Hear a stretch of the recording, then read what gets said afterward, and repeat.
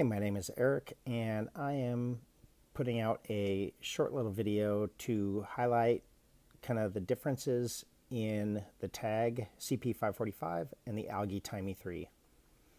The purpose of this video really is for people who are novice to timing. Maybe their club's looking at buying a new timer, or they already are using one of these two timers and perhaps aren't totally familiar with all the functions or how to get it to do certain things. So by no means am I an expert. It's just this is what I do as a dad to help my daughter and her team. I've been timing for 8 years. I hail from Mount Hood, Oregon.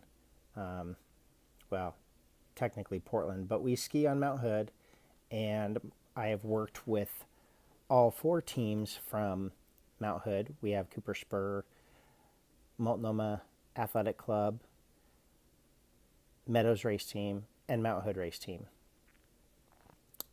I have, in addition, gone and helped out with timing with several other clubs in the area. I've worked with the timing crew from Crystal Mountain, Mount Bachelor, Mount Spokane, Schweitzer, and Revelstoke. In addition, I've helped out with timing in Oregon high school state racing with the Metro League crew, and I have spent some time talking with the timing people at the U.S. Nationals in 2015 at Sugarloaf, Maine. Again, I'm no expert by any means, but this is just kind of a little bit of perspective on how to use these machines for timing ski racing.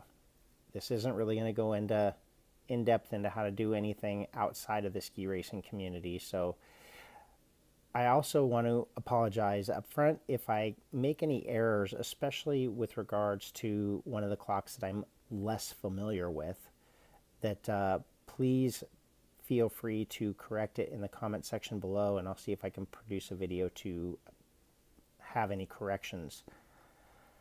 Off the bat, I am most familiar with the tag timer. Our club has had tags from the beginning.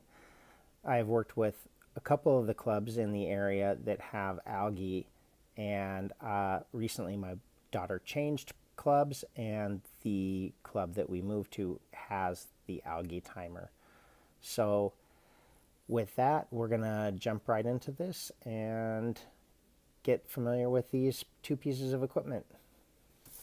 All right, so both boxes are open. You can see they pretty much contain very similar things. We've got power supplies, USB cords, the timer, obviously. ALGE has a USB stick that comes as part of the package, and then we've got, for the ALGE, we also have their old school multiple pin serial and a serial to USB, and the manual for the tag. So in a future video, I am going to explain why, if you're timing a YSL or a USSA race, why you would most probably prefer to use this cable over the USB cable that's provided. And you'll see that in a future video, so definitely want to watch that.